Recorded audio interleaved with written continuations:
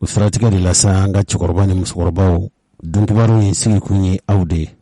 dogon tamane kibaru la se sebendo ko akachani wala bin ka kalo sababobi sevare ani gauche tigelendo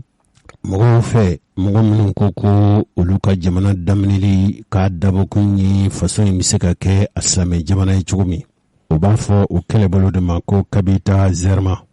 ngimbe buni fe ni papale kuluye minun ko bolufin tebo bamakoya ki kunda gauka hali firifin hali dunintalaw ushiti bo bamakoya ku kunda gauka adogo franche kilomina ke sinin taratai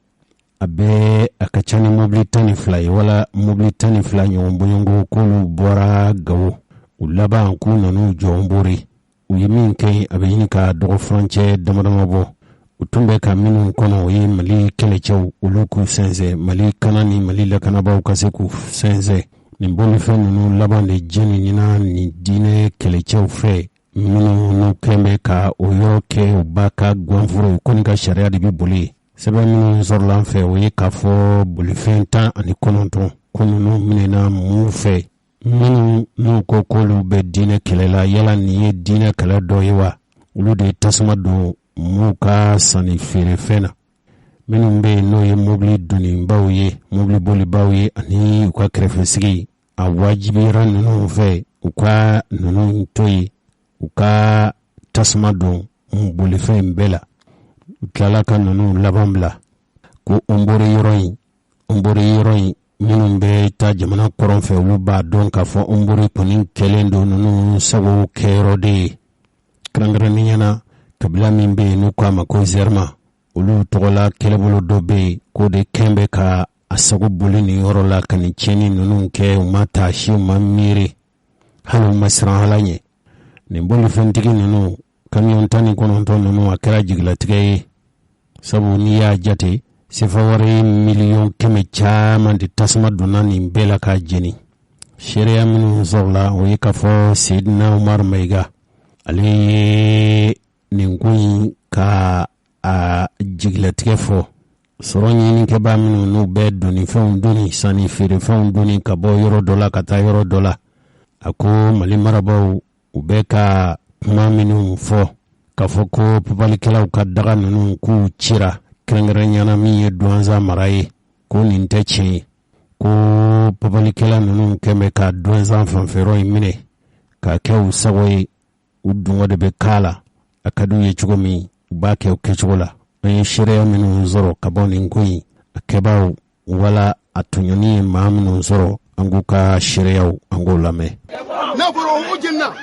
ani dimatu rama yafa akwe masi ti mi ma juga bagila kaji amba di monu aywa mutika mai da na wila mai da ona dojil maintenant on bra foro faut en kumbe si tambolo apare che poi ne kana apare che lei ammi por la nya fa tome keleni kama o ko yemi tibe anga ko mo tigile me kala je ko kanga ngam ko fa ko ko kanga na polo je nya fa ko kanga mo ri nya fa amba ka jodi ko tambolo no ma ande me atinya de ala ka sawo nyo kanye Allahu akbar am skun kon torli ere dum ko wat se ka foto an ko na mabo kan tamai ke ka gouvernement la gushi amma boka cheni ke an bora kan ne jira daga cheni mi an soro kala odo jira amma boka gouvernement la gushi amma boka cheni ke amma boka an fatu cheni an bora kan ne jira ke dugu mi bankan an bora ko de jira die mala an ko ni tayodi ni mi bi se ka an de me chugo mi kan de me 94 ne bara de me kan sam bi saban ko ne ko an kon bora bara de koy an bora bara la de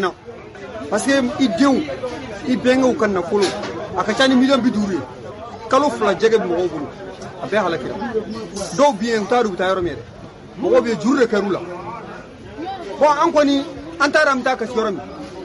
an ko ni ajira lala me an ba jira je ma konna an na kolo ko ni chena an ko ti barla de ani mobti de digi kan sambi saba ne mfla ko ni sambi saba de kan ni yo mo deli kan soro an fen bara be halakira moti re be sigilo kan jige de kono de moti be sigilo kan jige labandi be jinna moti be abar ñu no awutru mo be minu ta jure ta bankila ke kana ko dimba bolunai a juru karle nu kanna bo ma mi ta kaso la ko na kacha min bita kaso la ka ca parce que min bita juru ta ka taa u ka denbaya balo ɲini ka na min tiɲɛna nin na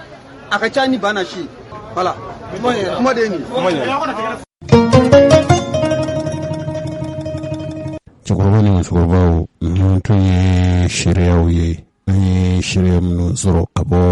mufti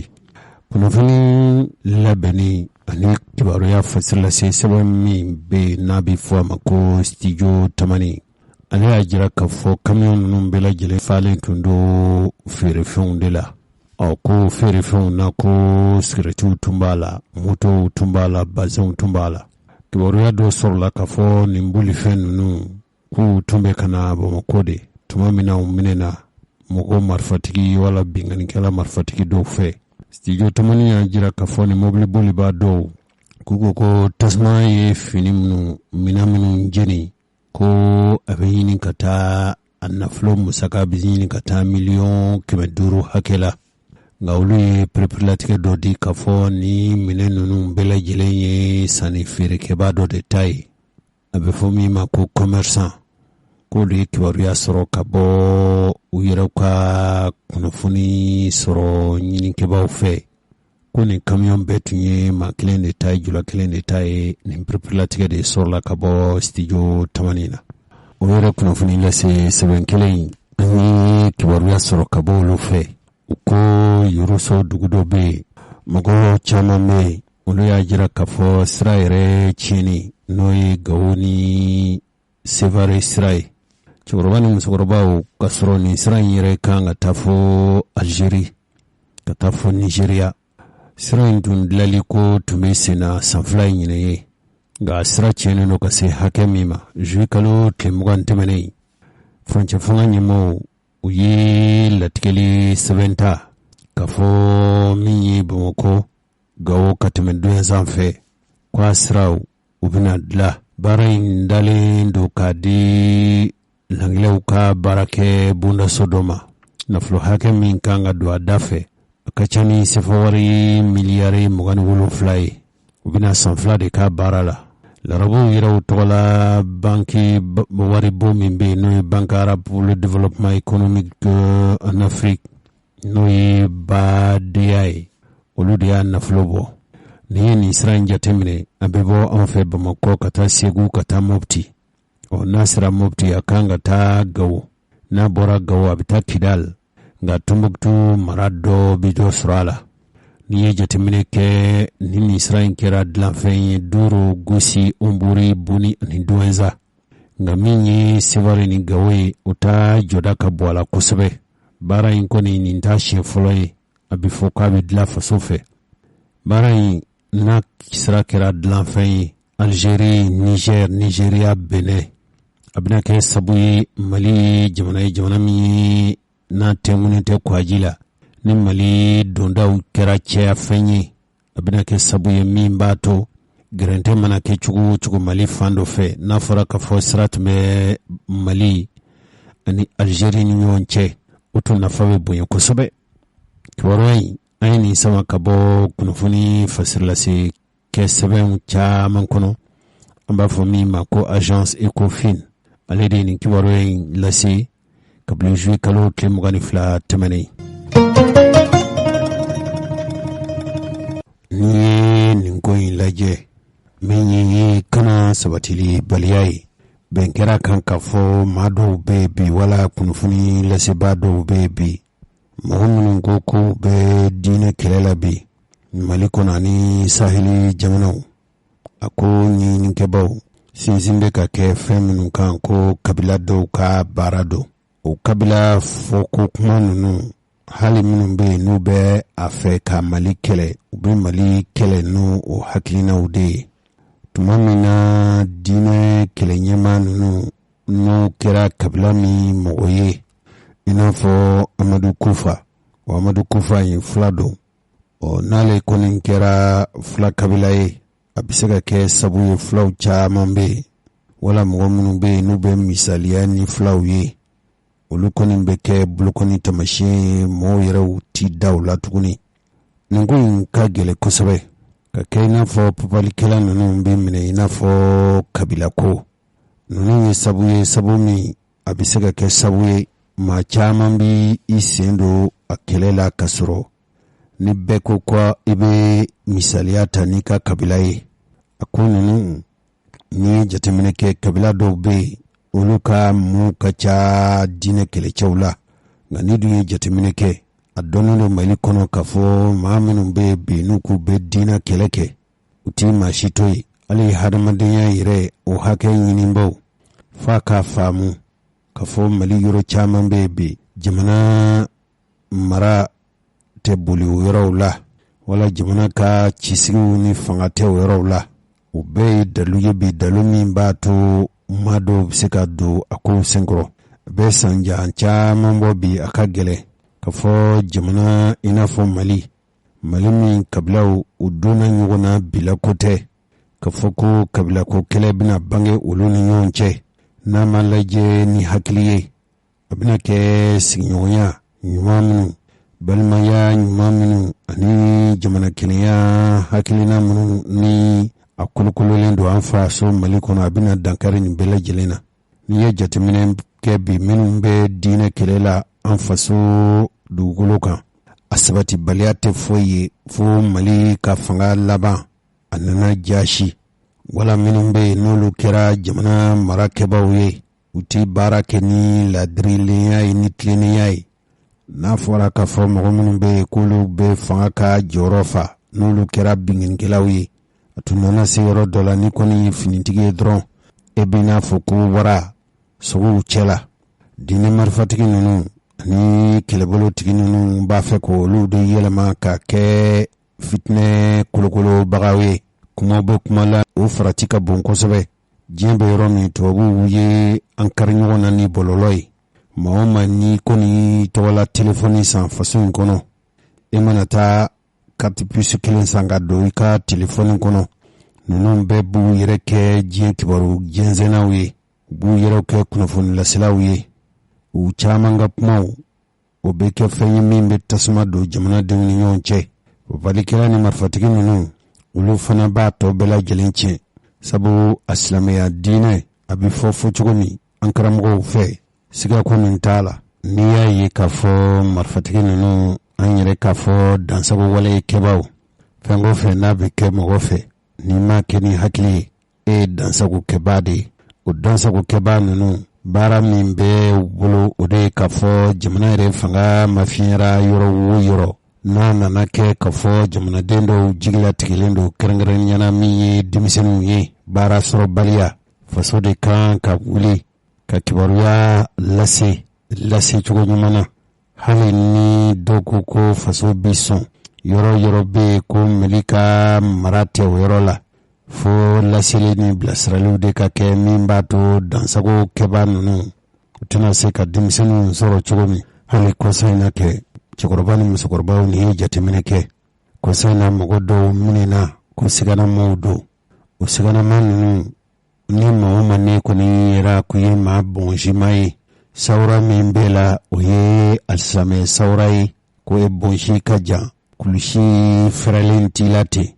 Ne kɛra mɔgɔ ye mɔgɔ min tɛ kulusi senda janya. Ne yɛrɛ Jose Traore n ye ja dɔw ye ko mɔgɔ dɔw minɛna Kati ni Mali fan wɛrɛw fɛ minnu y'a kibaruya kɛbaaw ye tuma dɔ la. Maa minɛlen tɛ se k'a kɛ ko n'o b'a la. Muso dɔ nana ne fɛ a bɛ Bamakɔ yan n y'a ka sɛbɛnw jateminɛ. A cɛ bɛ baara la Dion, sɛ feere yɔrɔ de b'a bolo, sɛ mara yɔrɔ de b'a bolo. Ni kɔni y'a sawura ye b'a dɔn k'a fɔ tiɲɛna nin kɔni ye silamɛ ye, a donfini a n'a lahala jalamugu melekelen don a kunkolo la ko ale cɛ tununna. N'o sɔrɔla k'a fɔ maa o maa ne siganama ye maaw ti bɔ yɔrɔ dɔn ni mi kɔlɔsi i na kɛ bolokɔni tamasiyɛn i na minɛ. Ja minnu bɛ bɔ bɔlɔlɔ sanfɛ i b'a dɔw ye k'a fɔ karisa minɛna papalikɛla don, dansago walekɛbaa don. Ne kɔni bɛ min ɲini Mali faamaw fɛ maa o maa ni minɛna ni kɛra siganama ye k'i minɛ fɔlɔ k'i hakili sigi, i minɛnen kɔfɛ k'i hakili sigi dalu ka k'i bolo. N ye maa dɔw ɲininka n'o ye jamana finitigi ye ko n'i y'a u ye ka maa o maa minɛ cogo dɔw la i b'a sɔrɔ maramafɛn sɔrɔl'i bolo, o kɛra marifa ye sa, o kɛra muru ye sa, o kɛra fɛn ye. Ne kɔni kɛra i n'a fɔ kɛlɛminɛ dɔ b'i bolo k'i n'a minɛ o jaa minnu bi ta ka bila bɔlɔlɔ sanfɛ ka walimuw kɛ papalikɛlaw ye ka sɔrɔ tuma dɔ la a ye se ka kɛ tiɲɛ don u ye papalikɛla dɔ ye nka a ye se ka kɛ maa dɔ bɛ yen n'i y'an ka dugu bɔlɔnw minɛ bi kɛrɛnkɛrɛnniyana fabaw laminikinw i bɛ mɔgɔw sɔrɔ yen minnu ka diinɛ ko fanga ka bon kosɛbɛ. n ye silamɛ ye silamɛya sawura bɛɛ na o tɛ maa kɛ papalikɛla ye n ye fila ye wala n ye kabila ye farajɛ ye o tɛ maa si kɛ papalikɛla ye. ni dun ye jate minɛ sisan bɔlɔlɔ kibaruyaw cɛkɔrɔba ni musokɔrɔbaw a y'a janto anw mɔdenw na u bɛna ja minnu yira u la a ka a ko lajɛ ni hakili ye sabu kibaruya bɛ fan bɛɛ fɛ jaw bɛ k'a jira ja minnu lakodɔnnen tɛ ten a bɛ se ka kɛ sabu ye min ye danabaliya kolokolo a bɛ bɛɛ kɛ mɔgɔ papalen ye jamana min n'a a kɛn tɛ k'a yɛrɛkun sɔrɔ bi gɛlɛyaw ani jugu bɛɛ fan bɛɛ fɛ mɔɔw kana bilali bɛɛ k'i ta fɔ a bɛ se ka kɛ sabu ye dansago kumaw bɛ fɔ min bɛna ni basigibaliya ye jamana kɔnɔ tuma min an yɛrɛ dama ni ɲɔgɔn cɛ hali ni ne ma fɛn fɔ kabilaw bɛ Mali kɔnɔ bi o kabilaw kɛn bɛ ka siga don ni ɲɔgɔn cɛ hali danaya min bɛ u ni ɲɔgɔn cɛ a bɛ se ka na ni siga ye nin bɛɛ la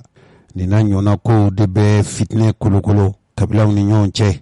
n'a a kolokololen don nin waati laban ninnu na bɛɛ sigan bɛ ɲɔgɔn na o tuma an k'an kɔlɔsi fɔta ni kɛta la n'a ma ɲɛ k'a fɔ maa o maa bɛ yen ko i ye kibaruya sɔrɔ i ka yanni k'a fɔ i b'a ganse k'a fɔ i b'a kɛ kɛcogo la i gɛlɛya i k'a di a dibaw ma minnu bɛ se k'a fɛsɛfɛsɛ k'a ko ɲɛɲini.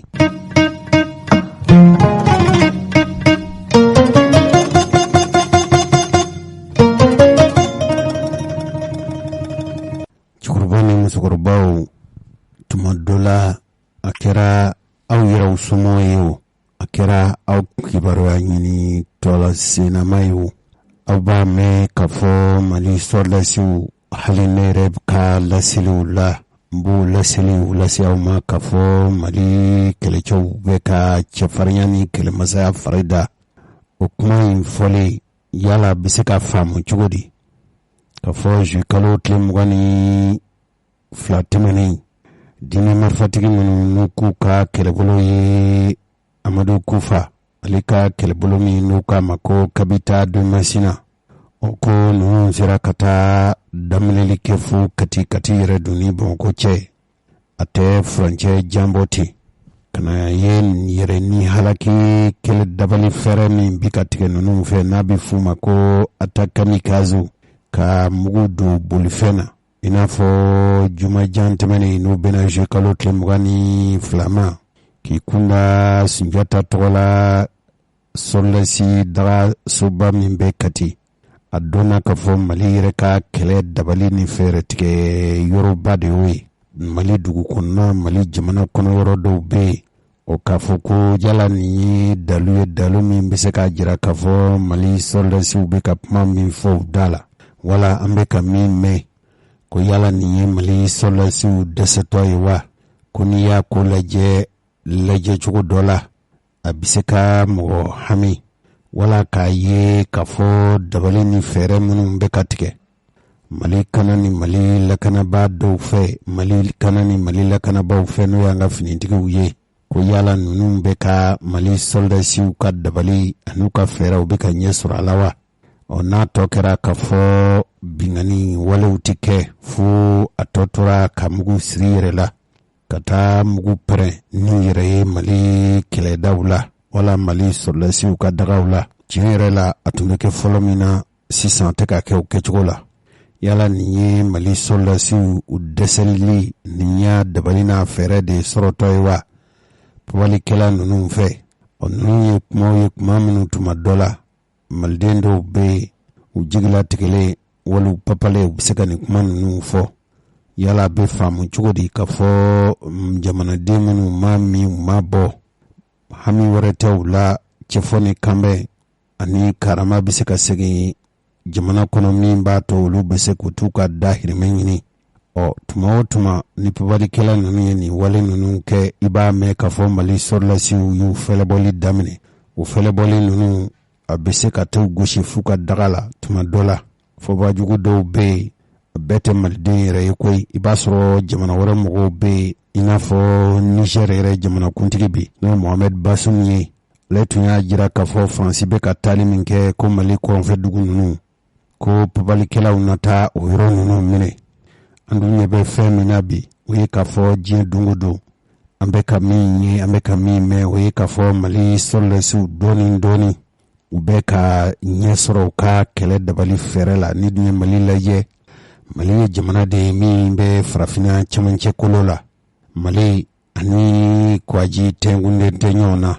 wa Mali bɛ nin kɛlɛ in na bi a ka ca ni san 10 ye, wala bɛ san 10 bɔ, wa Mali laban nana kɛ tɔnɔ ɲini yɔrɔ de ye. Diɲɛ setigiw ni ɲɔgɔn cɛ Faransi tun ye Mali kɛ a ba ka gwanforo ye a sago b'a la. Kana ko dɔw kolokolo n'o ye basigibaliya ni kanabaliya ye kɔnɔ kolokolo an fa dugukolo kan cogo min u bɛ se k'u dili don. Dɔw yɛrɛ y'a fɔ k'a fɔ MINUSMA ni Faransi sɔrɔdasi u ka baara dɔ senfɛ, Maliden dɔw bɛ baara la MINUSMA na. Dɔ ye ne wele k'a fɔ baro dɔ senfɛ kɛlɛkɛla ninnu kɛlɛbolo ɲɛmɔgɔw ko ninnu nalen faso in Mali in kɔnɔ yan u taatɔ tɛ yanni san 100 cɛ, u bɛ fɛn min ɲini f'u k'o sɔrɔ Mali dugukolo kan. Ni dun y'a ye k'a fɔ bi Mali marabaw sera ka jagɛlɛya sɔrɔ k'a fɔ k'u bɛ Faransi bolo sama ka bɔ Faransi bolo. A nana ye fɔba fɔ ani an ka jamana kuntigiw fɛ k'a fɔ min ye Mali ye ani Rusila kɛmɛ k'i bolo di ɲɔgɔn ma bi. Ko yala Rusila ne se ka Mali latila wa? K'a sɔrɔ jamana in dun bada a ma kuntilenna kelen ta k'i ɲɛsin maa si kelen pe ma. Mali ni nanzara jamana si tɛ k'a fɔ ko Mali ko k'a b'a bolo di olu kelen ma ka diɲɛ jamana tɔw to.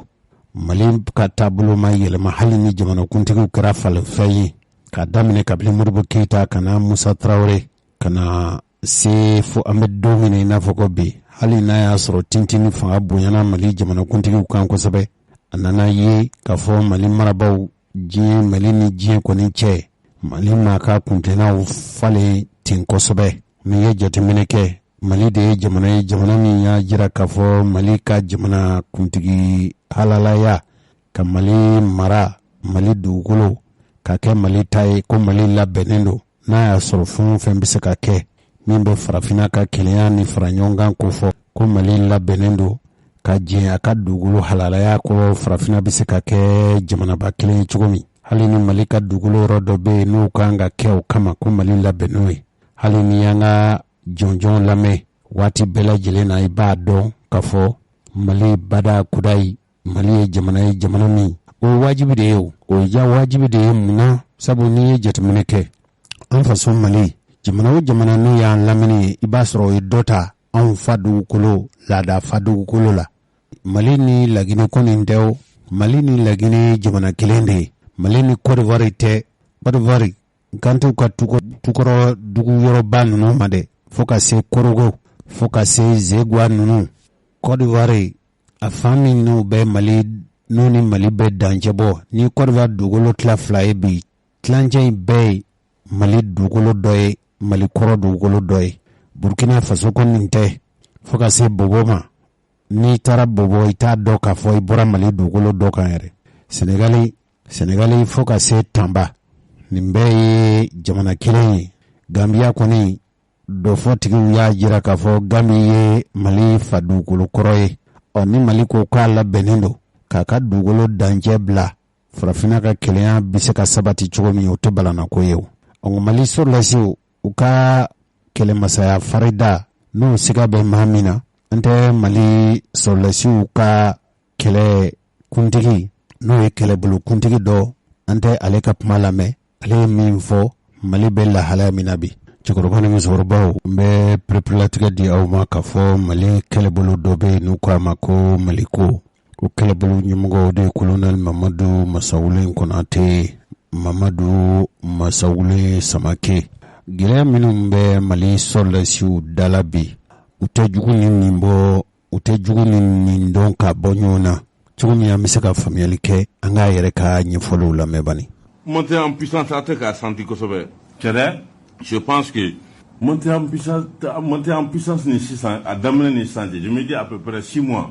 Cɛkɔrɔba ni musokɔrɔbaw monter en puissance o ye ka kɛlɛ ŋanaya farida ka dɔ fara Mali ka se kan Mali ka fanga, Mali sɔrɔlasiw ka fanga an'u ka jugu kɛlɛ setigiya fanga bɛ ka don la kɛlɛda la. Sinon 7 mois, cette montée en puissance ne tɛmɛna bankasi siɲɛ joli, n ka force dogolenw tɛmɛna bankasi siɲɛ joli, an mago bɛ jumɛn na kɛlɛko in na, mɔgɔ an ti mɔgɔ dɔn parce que hali fana ne tɛna se ka n'a fɔ nin cɛ an bɛna jogotula yɛrɛ ka baro kɛ n'u ye, a sɛbɛnnen t'a kana a bloqué t'a kana autre chose. N'a banna ka kungo kɔnɔ manamanaw la a bɛna ka n'i yɛrɛ kɛ duguden duguden min bɛ dugu nin kɔnɔ n b'i fɛ yen mɔgɔ min i bɛ bali ka ya a bɛ tunu mɔgɔ min i bɛ bali ka ya ni jelifɔn bɛ na mɔgɔ min b'a i bali ka na a tununa a nana ni wari a nana ni misi ni ye k'u k'o tila a y'a sɔrɔ cogo di a ye mun de kɛ pour que k'a mérite a ma taa bi dɔ kan a ma taa dɔ ta ndaraki a ma foyi kɛ o min n'o bɛ to ka bali ka tunu la i b'a nali a bɛ siga a ɲɛ bɛ ten ɲɛ bɛ ten i tɛ yɛrɛ ɲininka nin ye mɔgɔ sugu jumɛn ye finalement i bɛ bali ka a bɛ warimugu ba bɔ a tɛ jago la a tɛ fɛn na a ma taa bingali kɛ donc ne mago bɛ n ka montée en puissance la ni n ser'i fɛ yen nɔ mɔgɔw ka bila ɲɛ clairement karisa ni karisa fɛn ninnu ka attitude an ma fosi faamuya la hali ni justice b'u minɛ ka t'u lajɛ et pourtant après les investigations ninnu ka implication t'a la ninnu ka implication t'a la mais malien ka société bɛ cogo min na an bɛ siran tellement ɲɔgɔn kodogo ka d'an ye tellement tuma dɔ la an b'a fɔ ko sutura kama an b'an bolo ma an yɛrɛ ɲɛna n'o tɛ daga min bɛ dugu kunna détail sɔrɔ kuma kan yɔrɔ min na ne ye n ka investigation kɛ minnu tɛ ne dɔn ne ye san 10 kɛ service la de 97 à 2007 damina yan donc n bɛ Mopti dɔn n yɛlɛla Mopti min y'a fɔ o y'a dan y'a fɔ jagoyalama don donsow bɛ ka dugu datugu u bɛna dugu gosi u bɛna dugu ka fɛnw minɛ ka sɔrɔ lilayi warasuli de don Isu Toloba n'a ka mɔgɔ Isu Toloba bɛ joli sɔrɔ diaspora la a mago bɛ 100 000 francs imposé la dugu kunna yan 100 000 francs n ka mɔgɔw b'aw da la hali n'a sera ka 100 000 d'u ma je pense que sanu ka yɔrɔ bila k'a fɔ u bɛ taa so ka taa dumuni kɛ ka segin ka na bon ça va les permettre ka sécurité tɔ assurer donsow ko k'an ka dugu datugu ko fo ka an ka misiw minɛ ni an ma impôt sara u b'a kɛ ten wa dugu min don le maire a signé les accords avec les djihadistes hali sini a b'a kunfɛ san 3 a y'a ko ɲɛɲini a k'a faamuya minnu ye pacte signé n'u ye bi olu de bɛ bi jɔnya juru la parce que fantɔw fɛ nɔ u ɲɛ tɛ dɛmɛ cogo la u ɲɛ tɛ dumuni cogo la an y'aw garder o san na a y'an ka garder sara d'an ma u bɛ n'olu de assiéger bi pour que ka dumuni sɔrɔ ka ji sɔrɔ k'u ka misiw ta n'i m'a bɔ i bɛ fɛngɛ na wa dugudenw a y'a filɛ kamalen minnu b'aw fɛ yen nɔ an ka mɔgɔw caman sara a ye dɔ d'an ma pour que an b'an ka rang renforcer pour que ka taa faamaw kɛlɛ n'o tɛ minnu ma signé u tɛ jɔ olu da la o ou bien kunun an ye kunun teri ye bi dadigikɛla ne na i bɛ bɔ ne ka teriya la.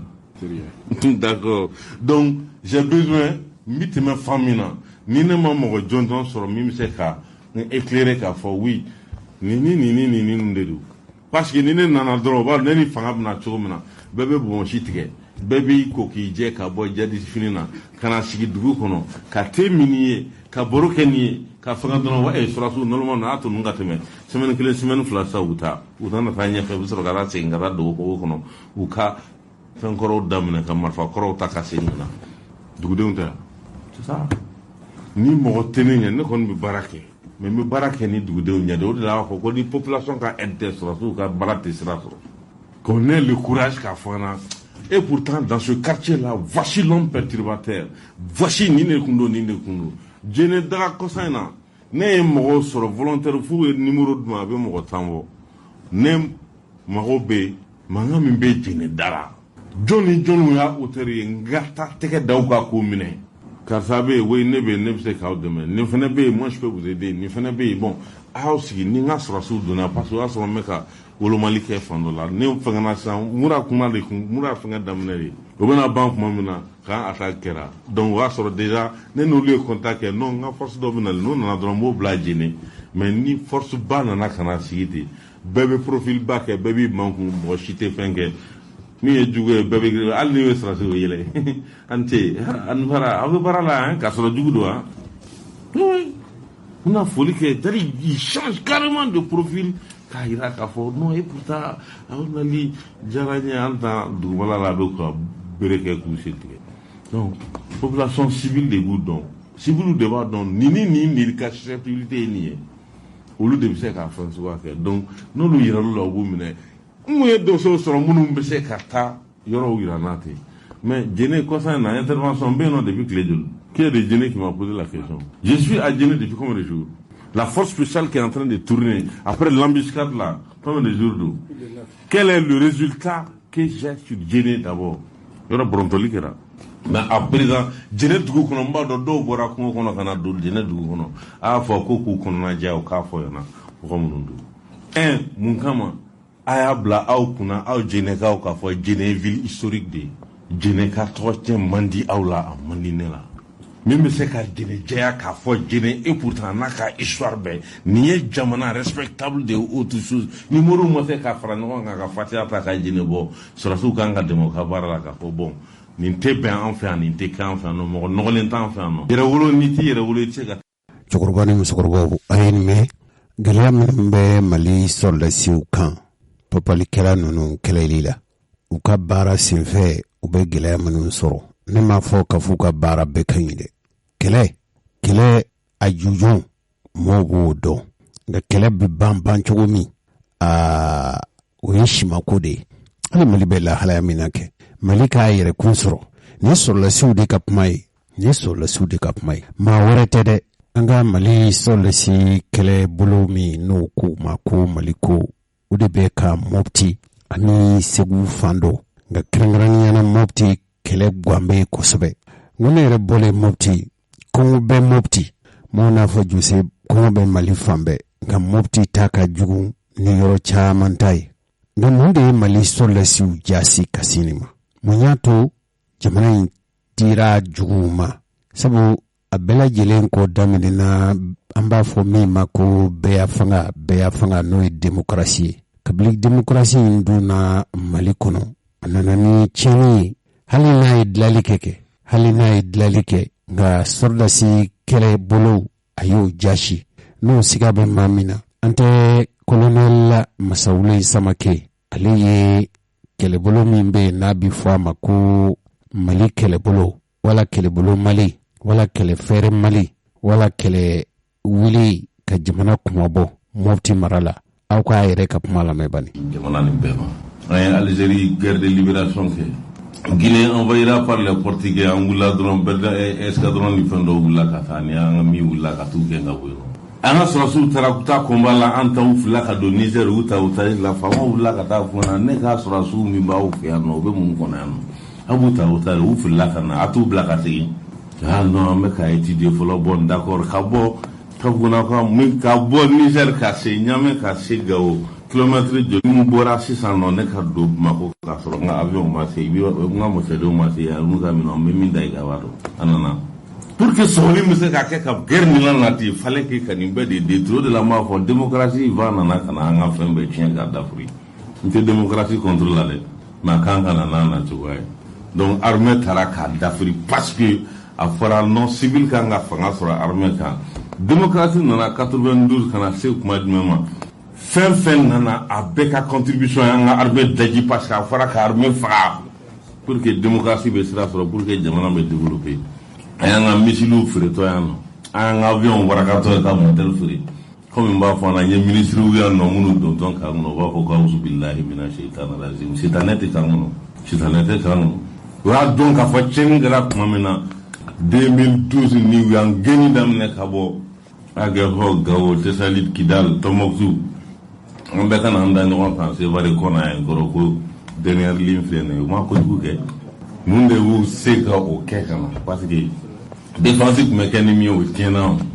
ɲini min kun nana démocratie sira fɛ o sɔrɔla o donc résistance cogo tɛ an bolo fɛn minnu b'an permettre k'a dɔn depuis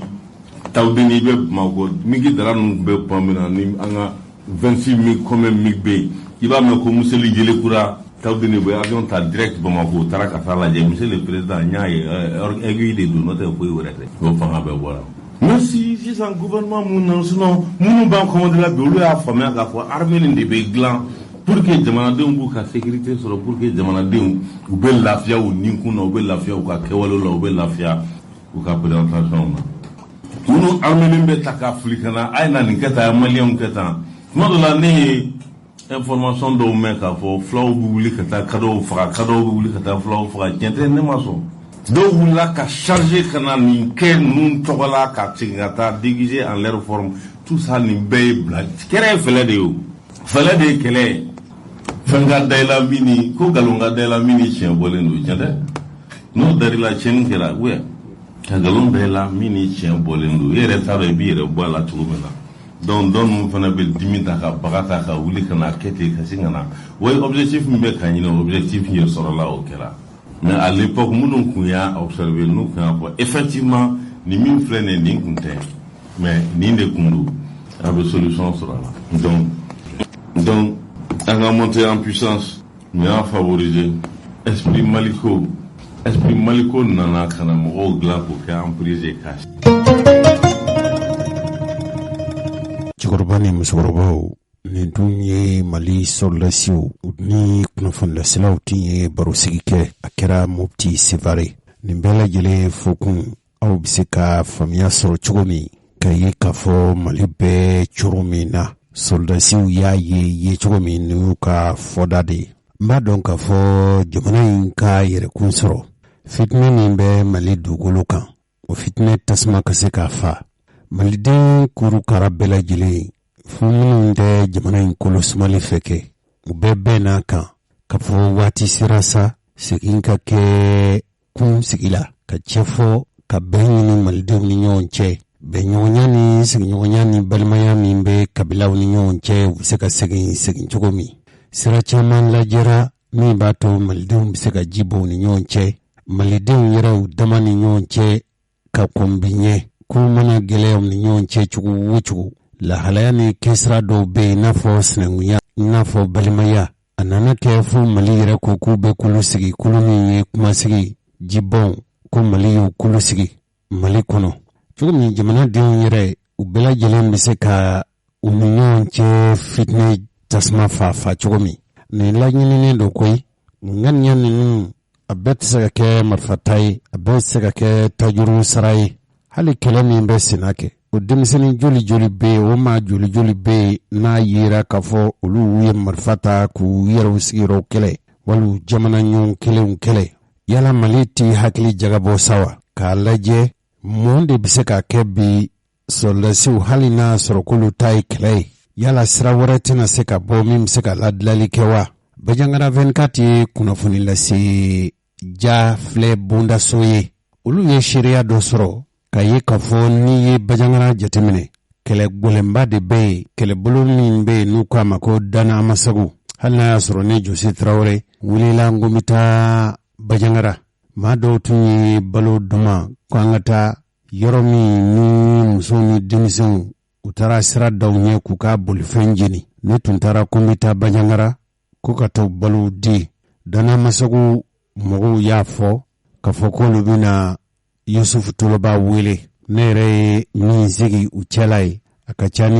miniti 30 ye kɔfɛ u ye wele k'a fɔ k'olu ma se ka Yusufu Toloba sɔrɔ k'a ma se ka jaabi di olu ma k'olu tɛ diɲɛ ka sira di ne ma ne ka taa Bajangara o kɛra ne ye sira ta tuma min na ka segin Mopti u ye n wele mɔgɔ dɔw ye n wele ko n ka segin ne kɔni ma segin tuguni Yusufu Toloba hali n'a y'a sɔrɔ k'e ka mɔgɔw ye ne na segin nka o tɛ bi ye dɛ a bɛ kalo 2 bɔ bi ko e ka kɛlɛbolo Bajangara 24 ko k'u tun ye kɛlɛcɛ dɔ minɛ marifa b'a bolo kisɛw b'a bolo nka u nana di dugu kɔnɔna na dugu jumɛn don Bajangara 24 ale tun b'a a kɛnɛ kan a ye min sɔrɔ seereya la cɛkɔrɔba ni musokɔrɔbaw ni Mali tun sera tuma dɔ la ka nin ɲɔgɔnna sira ninnu bɔ caman bɛ minɛna caman bɛ kɛlɛ la olu n'u sen bɔ an ka seereyaw lamɛn bani ayiwa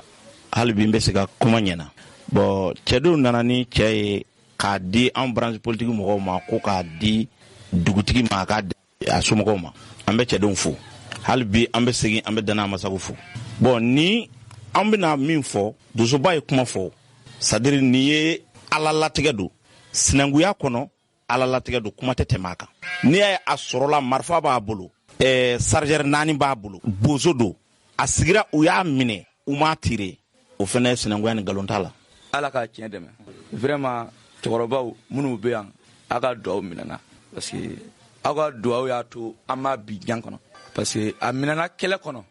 kɔnɔna na a ye min kɛ a ye min fɔ an ye min sɔrɔ a la 36 kelen ani sarcelle den 4 de sɔrɔ a kɔnɔ a yɛrɛ filɛ n'a t'a fɔ a kɔ donc ala k'a tiɲɛ tɛmɛ minnu an b'u fo kosɛbɛ kɛdenw minnu y'a hakilina ɲuman sɔrɔ ka woloma an balimakɛ in woloma ka bɔ maajuguw kɛla ka n'a di anw ma ka di dosoba ma vraiment an b'u fo n'u Traoré n'a ka cɛdenw ani Usman Digo ka na cɛdenw u ye baara ɲuman kɛ parce que nin ye hakilima baara de ye nin ye nin b'a jira k'a fɔ dɔgɔnɔw an tɛ kunfɛ an bɛ maajugu kɛlɛ de la donc an ka maa ɲɛnama ka na minɛ ka taa bila aw kɛlɛ ka kɛ an kɛlɛbaa ye an tɛ na sɔn ma. D'accord bon an bɛ jama fo bi an bɛ yan an ka cɛdenw nana ni bosokɛ min kun minɛna vraiment a kumana jama ye kuma mɛn bon sani an ka kuma daminɛ an b'an ka président fo Mamadou Goudiankile ani Burema Sagara ani président Nani bɛɛ ka foli bɛ yan bon bi bureau la mɔgɔ min y'an sɔrɔ ne tɔgɔ Angeline Gindo bon ani Arasa u b'a fɔ ma Amadu Wala Gɛm ale fɛnɛ bɛ kɛnɛ kan bon u kɔni an ka cɛdenw nana ni cɛ ye bonya kɔnɔ karama kɔnɔ u nana n'an ka président tɔgɔ la ka na cɛ d'an ma an y'a di an bɛ bɛɛ lajɛlen fo Burema Sagara a ti yan a ka foli ci bɛ yen an b'a fɔ k'a dan sugandi ko Mamadou Goudiankile a ti yan a ka foli bɛ yan an b'a fɔ k'a dan sugandi ko président Nani n'o ye ba président Nani ninnu bɛɛ folen don ani an ka kɔrɔkɛ min bɛ don sa o fana folen bɛ yan ala k'an kisi ni ɲɔgɔnna wɛrɛ ma ala k'an kisi ni ɲɔgɔnna wɛrɛ ma bozo ni kadɔ ka sinankuya ka gɛlɛn kuma ka gɛlɛn min mɔgɔ ma ni donna min gasi la o bɛ se ka yafa ma nin y'an ka jɔnkɛ ye an k'an den an ka jɔn don an n'an den ala y'a kɛ fɛnɛ ko a muso jiginna den ye cɛ ye ayiwa o kɔni tɔ hakili a b'a sɔn bon bɛɛ bɛɛ lajɛlen ka jɔnkɛ de ye nin ye n'o ye dɔgɔnɔdugu mara bɛɛ ye an b'a fɔ an ka mɔgɔ la fangalakaw fɛnɛ ye anw donso anw tɛ jugu kɛlɛ an bɛ jugu de kɛlɛ an tɛ mɔgɔ kɛlɛ ɲɛda fɛ an tɛ mɔgɔ kɛlɛ ko cɛ ka ɲi Yusuf Toloba ko Mali wa a bɛ Mali de kɔ an bɛɛ bɛ Mali de kɔ ni Mali ko tɛ nin kun tɛna jɔ an kɛrɛfɛ bi n bɛ min dɔn a y'a dɔn danama sabu ye ko k'a fɔ ko kɛlɛkɛla tɛ mɔgɔ jugu kɛlɛ don yɛrɛ ɲini don an ka foli an b'a d'u ma vraiment u k'a dɔn k'a fɔ danama sabu bi yan n'u y'a to an b'a to n'u m'a to ko an bɛ yen dɛ.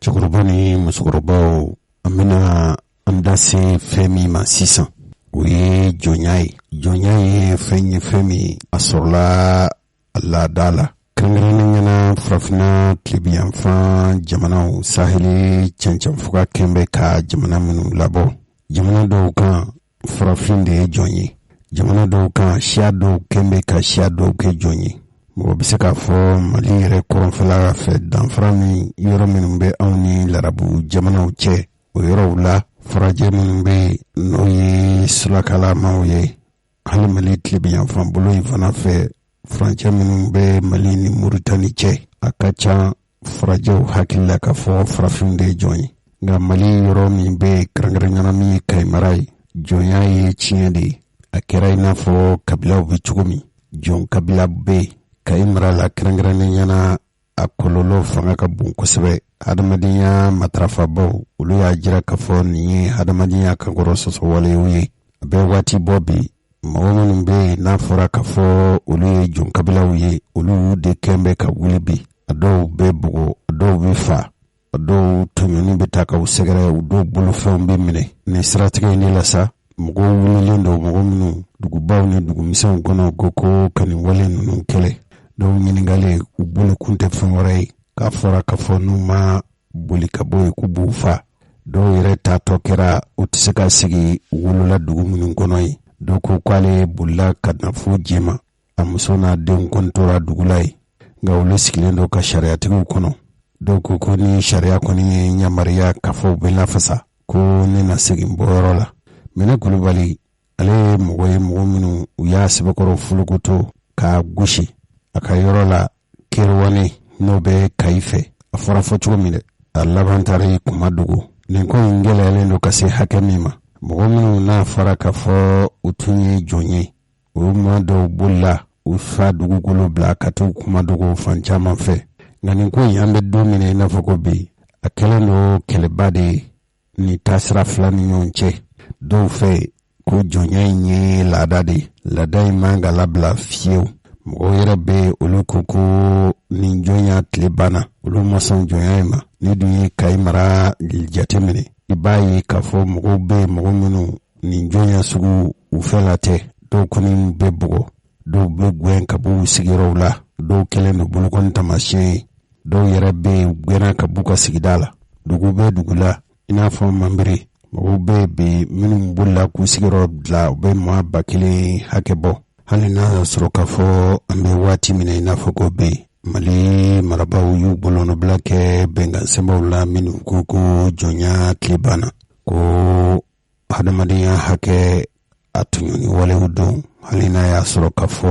jamana dantigɛli ni sigi kan ko maliden bɛɛ lajɛlen ka kan hakɛ kelen na bɛɛ bi sɔrɔ ka sɔrɔ i kan hɔrɔnyalen don bɛɛ ka hakɛw ye kelen ye a lawaleyali tɛ fɛn nɔgɔ ye ten Mali kɔnɔ jɔnya kuma n'i ma farati k'a fɔ yɔrɔw bɛ yɔrɔ la i bɛ mangoya sɔrɔ mɔgɔw bɛ bi olu yɛrɛw sɔnnen don jɔnya ma se bɛ maa minnu fɛ kosɛbɛ wa nana ye k'a fɔ kɔsa in na jɔndu dɔw jɔnkɔrɔ dɔw ka du nana kɛ sɔrɔtigi ye o sɔrɔtigi o nana kɛ sabu ye minnu fana b'a to olu b'a fɔ k'u bɛ u ka hakɛw ɲini dugu kɔnɔna na ngo ninnu a fanga ka bon kosɛbɛ tarata tɛmɛnen n'a dɔgɔ furancɛ kelen mina kɛ sini tarata ye n'o bɛna o tukalo tile fila ma adamadenyaw yɛrɛ matarafakulu min b'an fɛ Mali kɔnɔ n'a bɛ fɔ a ma ko Commission nationale de droits de l'homme a ɲɛmɔgɔba ko musokɔrɔba dɔ fagara musokɔrɔba in ko Jungu Sidibe k'a fagara a ka foro la Lami Modi k'u bɛ Kayi mara la kibaruya minnu sɔrɔla ko musokɔrɔba in su yera a su tigɛlen don Jugu Sidibe sibiri n'o bɛna kalo tile 3 ma Lami Modi musokɔrɔba in tun tununna kibaruya minnu sɔrɔla ko dansago ni damatɛmɛ wale ninnu a ma sɔrɔ foyi fɛ ko jɔnya n'o ye fasiya ye Kayi mara la kɛrɛnkɛrɛnnenya ka dugu min bɛ yen n'u k'a ma ko k'a bɛ soni fɛ adamadenya hakɛ matarafabaw ko nin ye jigilatigɛ waleba ye k'u bɛ dɔwdon kɛ taabatɔ ye ani maa o maa bɛ yen ko nin jigilatigɛ wale bɛ sɔrɔ Mali yɛrɛ ye bolonɔbila kɛ hakɛ sabatili sɛbɛnw caman na o nata bɛ an ye seereyaw sɔrɔ seereya minnu bɔra musokɔrɔba falen a denw u ɲininkara bɔlɔlɔ sanfɛ kibaruyaw la a ye kibaruya sɔrɔ cogo min n'anw yɛrɛ ye fɛn sɔrɔ a la a kibaruya ninnu filɛ nin an ye kibaruya sɔrɔ ka bɔ Sanba Magasa ale ye bɔlɔlɔ sanfɛ kibaru cirinba ye Ibrahima Konate min n'ale Jugu Sidibe musokɔrɔba den a ye ɲɛfɔli kɛ jɔnya kɔlɔlɔ y'a ba sɔrɔ cogo min a ye min fɔ filɛ a kaburu de filɛ yan bon u taara bila yɔrɔ min o ye ni tu kɔnɔ de bon ka taa bila sɛgɛnɛju dɔ kɔrɔ fara kɔnɔ yan bon samedi sɔgɔma de an bɔra ka na ɲinini la bon an nana ka munumunu ni tu kɔnɔ bon an taara bara la a bɛ sɛgɛnɛju kɔrɔ a bɛ bɔrɔ kɔnɔ bɔrɔ dasirilen don voilà bɔrɔ dasirilen don an y'a ye bon ko an kana maga la fo ni autorité nana kuma min na bon a ye muru ta ka bɔrɔ in faralen kɔfɛ de an y'an bamuso sɔrɔ a kɔnɔ a jɛninɛ voilà fini mun b'a kan na o jɛnina kan na i b'a dɔn cogo min dɔrɔn a jɛninen don bon ani autorité ye ɲamariya di ko a bɛ cogo misiw bɛ cogo min a tɛ se ka taa so bon an ka fɛɛrɛ tigɛ an ka asu dɔ yan bon an bɔra n'a ye tu kɔnɔ ka n'a ye sanfɛ bon u taara fili yɔrɔ min ani asu bɛ yɔrɔ min u ka jan ɲɔgɔn na dɔɔni mais an filɛ asu kɛrɛfɛ de sisan bon an nana an y'a su dɔ yan yɔrɔ in de quoi voilà ne bɛ se ka mun fɔ o de ye nin ye nin kɔni ye dabalibanko ye an kɔnɔna fililen don an dusu kasilen don mɔgɔ yɛrɛ woloba ka faga nin faga cogo la ka taa fili ka dɔ bɔrɔ kɔnɔ ka taa fili ji kɔnɔ vraiment o ye dabalibanko ye an dusu kasilen don an kɔni an bɛ faamaw kɔ an b'a cɛri diɲɛ bɛɛ ka dɔn fɛn mun kɛra an bamuso la bon a den nana de ne tɔgɔ ye Ibrahima Konate bon n bɛ kuma dan yan bon ne bɛ mun fɔ jamana ɲɛmɔgɔw ma bon ka fɛɛrɛ tigɛ f'u ka si nin dan na parce que an mɛna nin ko la depuis 2019 ne bamuso ne n'a bɛ taga na segin na tribunal kɔnɔ bɛɛ b'a dɔn bɛɛ ye n b'a dɔn a taga na segin na tribunal kɔnɔ Jogu Sidibe bɛɛ b'a dɔn bon talata in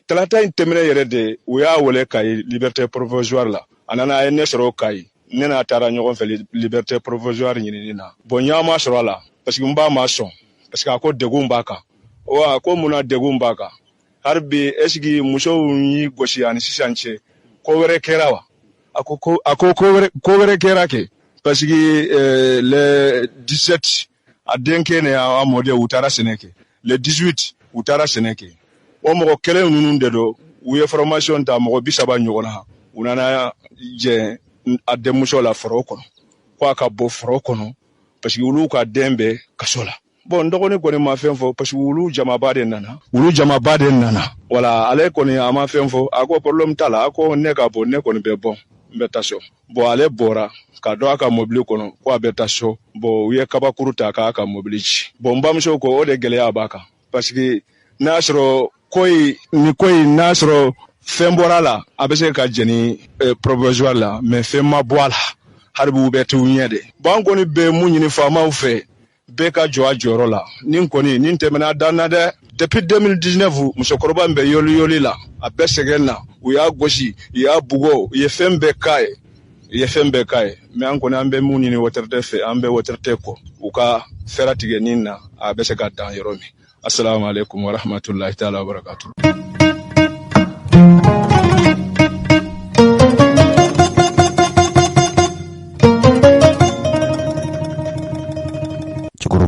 musokɔrɔbaw mali marabaw tun ye ŋaniya dɔ la waleya Bamakɔ yan kunbɛ tun bɛ anw fɛ Bamakɔ yan kunbɛ min n'o ye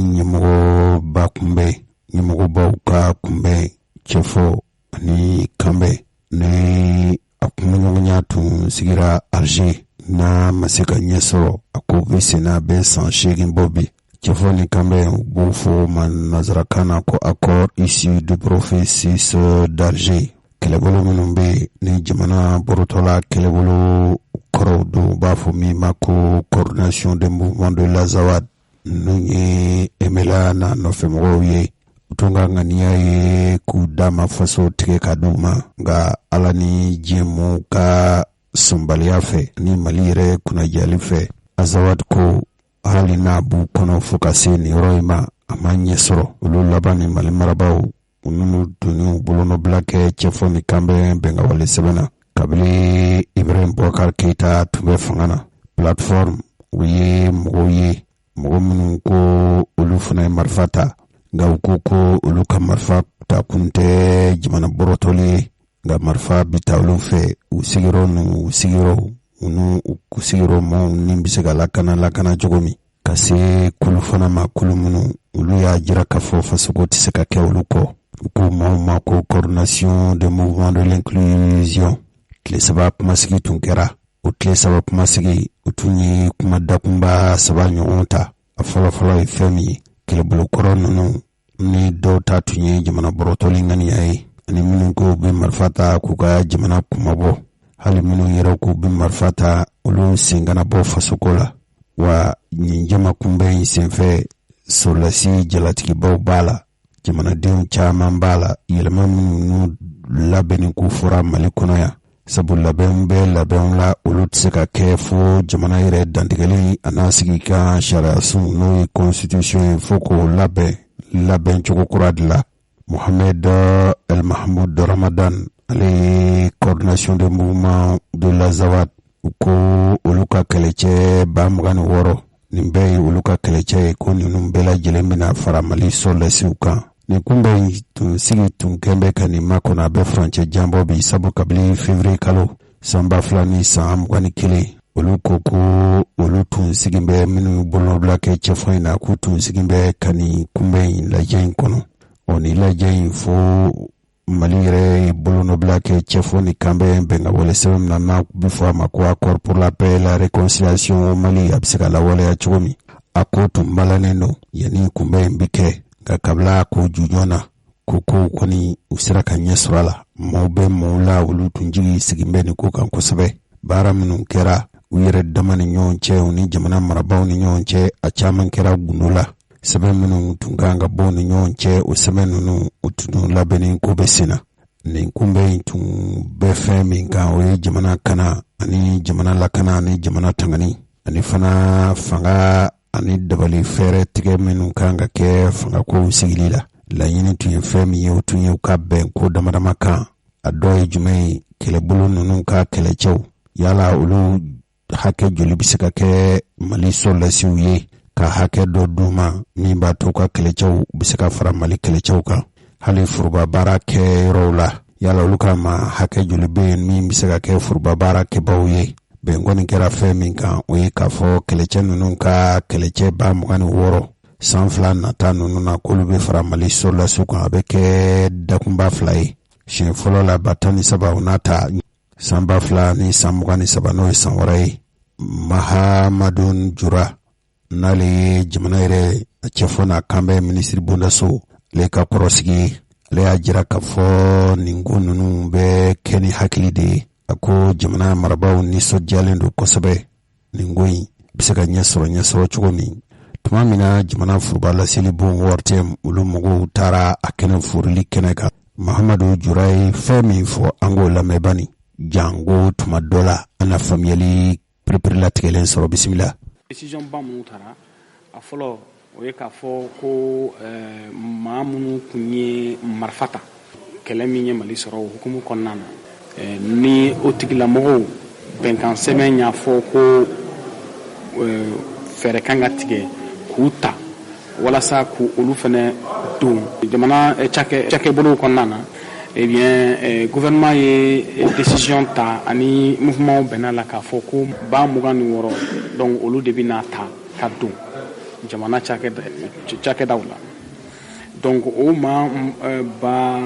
26 in donc u bɛ tila kulu 2 ye fɔlɔ ye 13 ye filanan fana ye 13 ye donc 13 fɔlɔ déjà 3 tun taara k'a fɔ ko olu bɛ don teliya la ensuite 10 olu bɛ ta kura ye donc ka fara 3 in kan o b'a kɛ 13 ye donc bɛn kɛra o tilancogo kan a n'a baaraw kɛcogo bon o tɛmɛnen kɔ 13 filanan olu bɛna ta san 2 kɔnɔna na n'o ye 2023 ani 2024 filanan kulu minnu olu tun ye maramafɛn ta dɔw y'a ta jamana kɔnɔya la dɔw y'a ta jamana kanu na ni olu kan ka ta ba la nin baara in kɔnɔna na a kulu ninnu kɔnɔna na kɔnɔ parce que kɛlɛkɛcɛw bɔlen a la ɲɛmɔgɔba dɔw bɛ yen minnu bɛ finitigiya la ani minnu tɛ finitigiya donc olu kan ka ta ba la kumaɲɔgɔnya kɔnɔ kɛrɛnkɛrɛnnenya la bɛɛ ni lahala donc pour que ka se ka o ko ɲɛnabɔ ko kulu kɛrɛnkɛrɛnnen bɛ sigi min bɛ ɲɛsin o baara ma walasa a kumaɲɔgɔnyaw ani fɛɛrɛ minnu kan ka tigɛ ka olu taliko ɲɛnabɔ o kulu ka se ka jɔ ni o baara ye donc o ye commission ad hoc ye min bɛ bila sen kan ka se ka nin baara kɛ. nin tun ye minisiri ka kɔrɔsigi ye minisiri ka kɔrɔsigi n'o ye cɛfɔ ani kanbɛ o minisiri ka kɔrɔsigi min sigilen don a ka dantigɛliko ɲɛnabɔli la nin y'ale ka hakilina fɔlɔw ye yɛlɛma minnu n'o kofɔra Maliko la dɔw bɛ se ka ɲɛnabɔ nin kɛnɛ sugu ninnu kan nka dɔw fana bɛ yen o tɛ se ka ɲɛnabɔ fo jamana dantigɛli ni sigikan sariyasun n'o ye constitution ye n'a ma ɲɛ k'a fɔ u kan ka lakuraya yɛlɛma kan ka don sariyasun o sariya kolo dɔw la sabu bɛnkan in n'o ye cɛfɔ ni kanbɛn bɛnkawale sɛbɛn ye a ka laɲini bɛɛ tɛ se ka sabati ten fo jamanadenw ka wuli k'u kan ɲininka cɛfɔ ani kanbɛn ka jɔda min bɛ jamana dantigɛli ni sigikan sariyasun sariyakolow la o labɛnni ninnu fana kan ka kɛ minisiri ka kɔrɔsigi a ye ɲɛfɔli kɛ o fana la an ka o lamɛn. minnu bɛ yen ni u kan ka ta ba la sariyasunba kɔnɔ bɛn kɛra kan k'a fɔ ko yamaruya bɛ di gouvernement ma ale yɛrɛ ka hakilijakabɔ kɛ ka fɛɛrɛ tigɛ minnu kan ka ta ba la sariyasunba kɔnɔ k'olu lase maa minnu kan ka baara kɛ walasa u ka jateminɛ kɛ u bɛ se ka taa ba la cogo min ni o baara kɔnɔ gouvernement mako jɔra mouvement na u labɛnnen don ka gouvernement ma dɛmɛ a baara la nka a ɲɛmɔgɔya a n'a denfaya a bɛ gouvernement de bolo.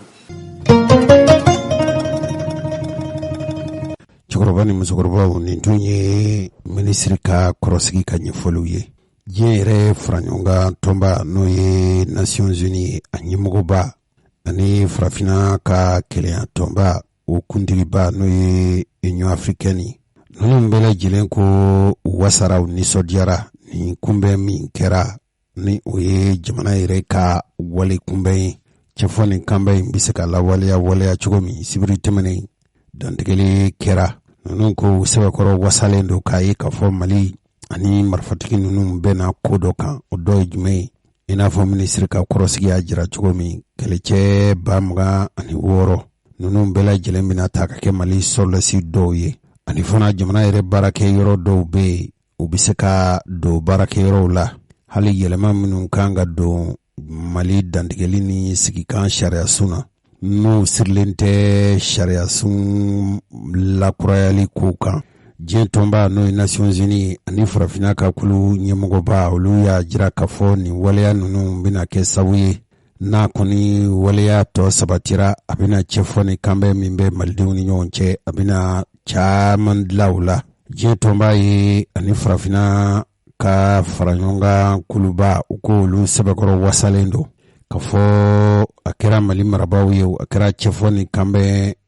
bolonɔbila marifatigi minnu n'u bolonɔbila kɛ ko olu kɔni labɛnnen don a kɛra diɲɛ tɔnba ye a kɛra farafina ka kɛlɛya tɔnba ye hali kulu min sigilen don ni olu bɛ ka mali dɛmɛ bɛn bɛna kɛ wala bɛn bɛna kɛ fɛn min ka mali ni marifatigiw cɛ o bɛ se ka sɛnsɛn cogo min b'a to a laban bɛna fore ni cɛbɔ cɛfɔ ni kanbɛn min b'a to mali yɛrɛ a bɛ se ka basigi cogo min.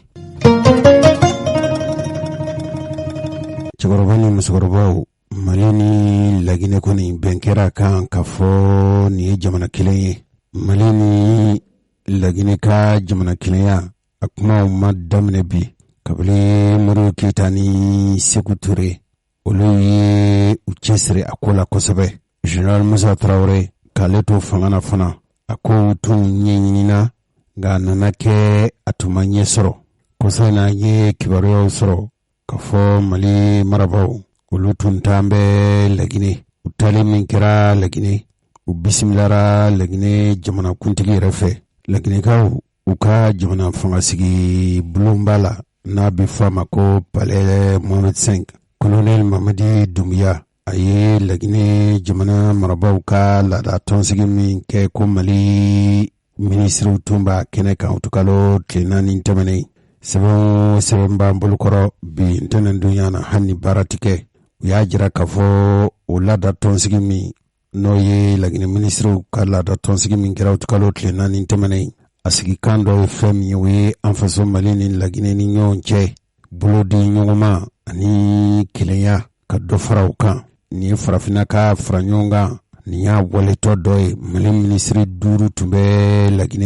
laginɛkaw ka minisiriw ka tɔnsigi mali minisiriw tun bɛ yen u yera kɛnɛ kan u yɛrɛw taara ka taa colonel Asimu Koyita ka taa ka cikan fɔ laginɛ jamanakuntigi n'o ye colonel Mamadi Dumbuya ye. minisiri minnu tun bɛ yen o ye ministre de l'administration territoriale jamana an faso mali minisiri min sigilen don jamana kɔnɔna marako ani fanga cɛmabɔli. minisiri min ka minisiriya sigin bɛ talifɛnko ani jamana hajun ye baarakɛ bondaso. mali minisiri min sigilen don sɔrɔ ni nafoloko. an ka minisiri min sigilen don mansimafɛnw n'o ye industrie ka fara sanni feere o minisiri kan. ninnu bɛɛ lajɛlen tun bɛ kɛnɛ kan. an ka jamana marabaw n'o ye an ka minisiriw ye olu tun bɛ kɛnɛ kan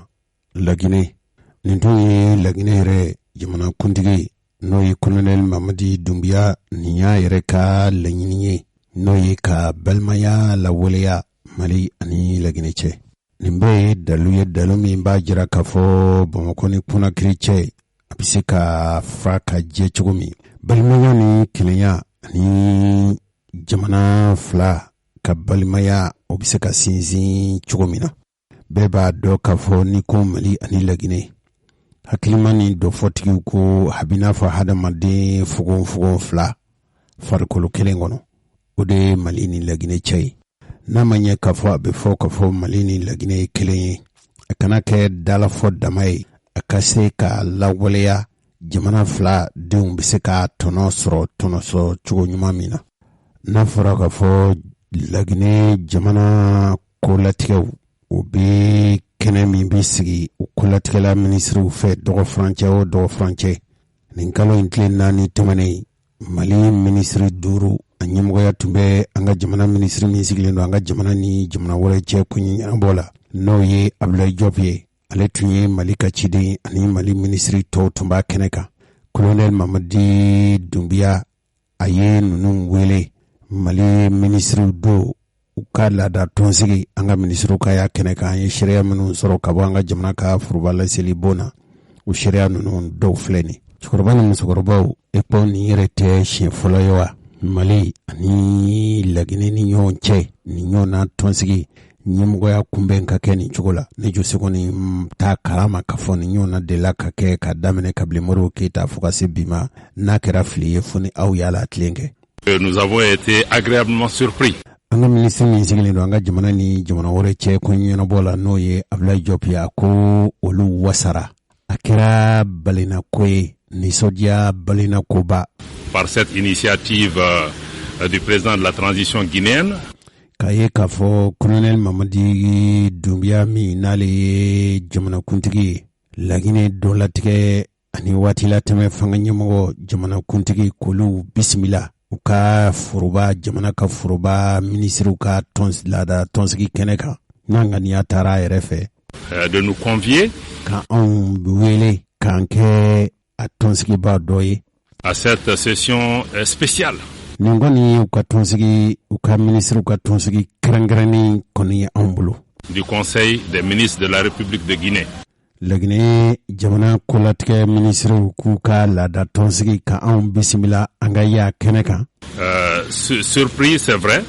mais cette action. Tiɲɛ don hali n'a kɛra balanako ye kɛ nka nin wale in kɔni. Qui nous est allé droit au cœur, a sɛbɛkɔrɔ diyara n nɔ a taara nin dungo fɛ kosɛbɛ. Je pense que nous avons tous été très émus. Ne hakilila k'a fɔ f'a ye an simisimi dɔɔni a ye an dusukun lahinɛ. Par ce geste, parce que ce geste est le témoignage aussi de l'engagement panafricain du président Doumbouya.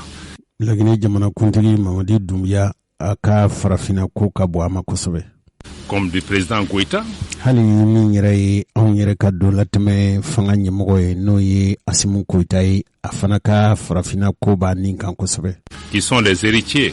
d'une tradition d'engagement panafricain. Ninnu ye laada timɛbaw de maa bɛ se k'a fɔ ninnu ye tiɲɛtabaw ye minnu kɔniw ye kuntigiya la ni farafina ka kelenya tun y'u nin kanko ye. Depuis le président Kwame Nkrumah. Kabili Kwame Nkrumah n'o ye Ghana jamanakuntigi ye. Le président Modibo Keyita. Fo ka se Modibo Keyita ma n'o ye Mali o tun ye Mali jamanakuntigi ye. Et le président Ahmed Sékou Touré. Fo kana se Ahmed Sékou Touré ma n'o tun ye Laginɛ jamanakuntigi ye. Et qu'aujourd'hui ils sont là, ils a kɛra i n'a fɔ bɛɛ bi. ont un sens aigu de cette responsabilité qui doit pouvoir continuer. Un geste de confiance. Minnu tiɲɛtabaw ye kɔni u y'a misaliya de k'a fɔ ninnu kɔni to min kɔni ye u ye fura sira min fura a sira in latimɛli olu y'a kɛbaw ye. Entre les deux pays, c'est un geste d'union, c'est un geste d'unité, mais c'est aussi un geste de solidarité. Ni ye jamana fila ka ɲɔgɔn minɛ magwembolo ani jigiya la. Nous sommes convaincus que les peuples maliens et le peuple guinéen comprennent exactement la portée de cet événement.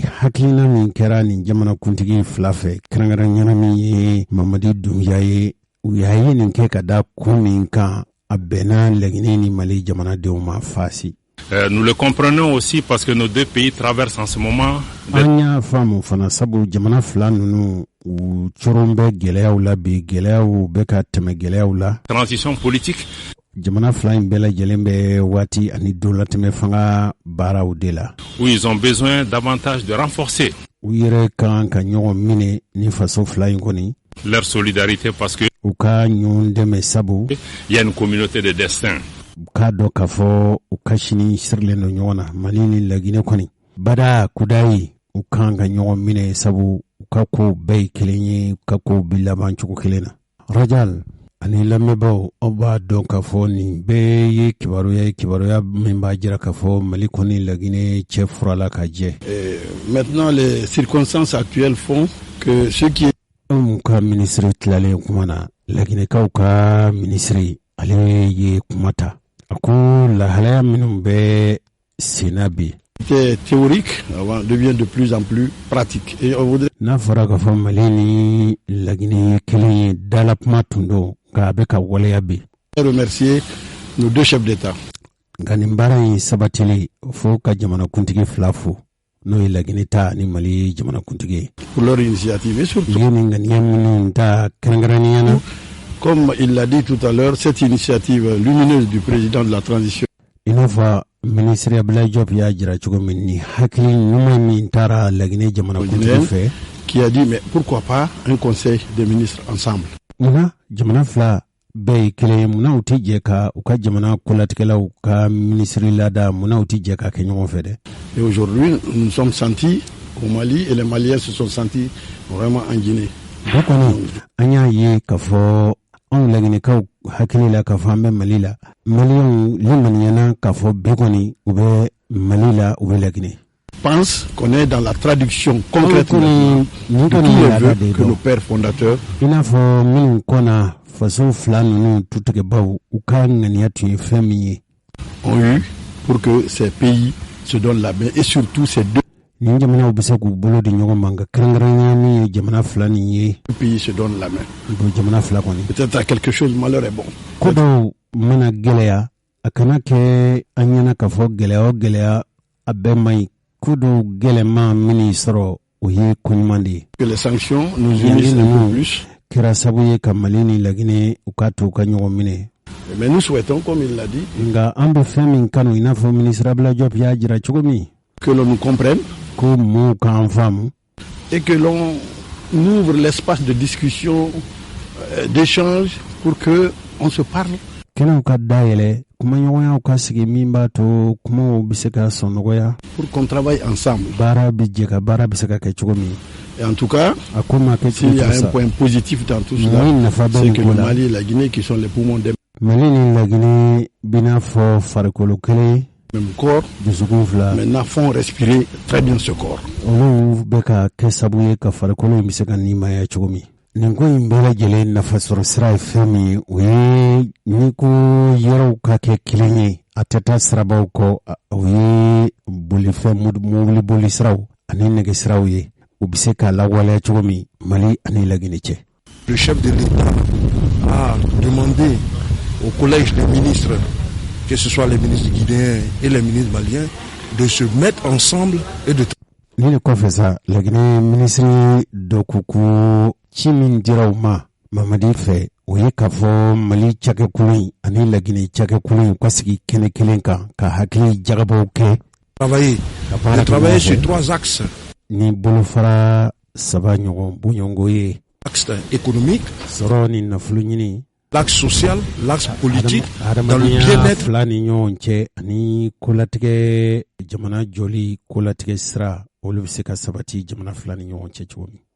De nos différentes populations. Jamana denw ka nafa la cogo min. O siratigɛ de la sa cogo min Laginɛ ni Mali ni ɲɔgɔn cɛ sira ninnu bɔli Laginɛkaw fana ka mɔgɔ dɔ tun bisimilara dɔgɔ furancɛ in kɔnɔ Colonel Assimi Keita fɛ ale ye Laginɛ jamanakuntigi n'o ye Colonel Mamadi Doumbia ye a ka kɔrɔsigi kɛrɛnkɛrɛnnen min sigilen don a yɛrɛ ka jamana kuntigiya bulon so kɔnɔ ale bisimilara Assimi Keita fɛ ci min sɔrɔla a fɛ n'o ye Assimi Keita balimakɛ Mamadi Doumbia ka ci jamana ka furuba laseli bon ORTM olu y'o sariyaw sɔrɔ sariyaw filɛ nin o fana ye sɔrɔdasi ye Laginɛ kɔni colonel Amara Kamara a ɲininkali min kɛra a bisimilalen kɔfɛ jamana don latɛmɛ fanga Mali kɔnɔ colonel Asimu Koyita a bɔlen a ɲininkali min kɛra an ka jamana furuba laseli bondaso mɔgɔw fɛ a ye fɛn min sɔrɔ k'a fɔ cikan ani ci min dira ma a ye min fɔ o la filɛ. An nana kunu baara dɔ la baara ninnu tun ye ka jamana fila ɲɛmɔgɔw ani minisiriw dalajɛ ka baaraw kɛ min bɛ se ka taa jamana kɔnɔdenw ka intérêt la k'a lajɛ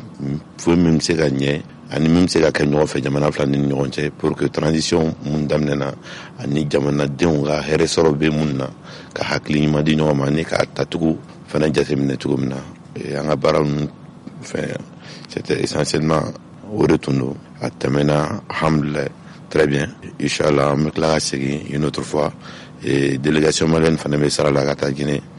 ni ko daminɛnen ne min tɛna jɔ ni Ala sɔnna ma mais très essentiellement an b'a fɛ ne ka délégation ka baraka bɔ Mali autorités ye en tête le président Assimi a n'a ka gouvernement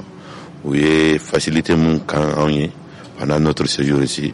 également hakili mun bɔra hakili ɲɛnama mun dira anw ma an ka baara kɛcogo la et vraiment merci beaucoup a diyara n ye a bonyara ma an bɛ baraka bɔ tuguni toujours.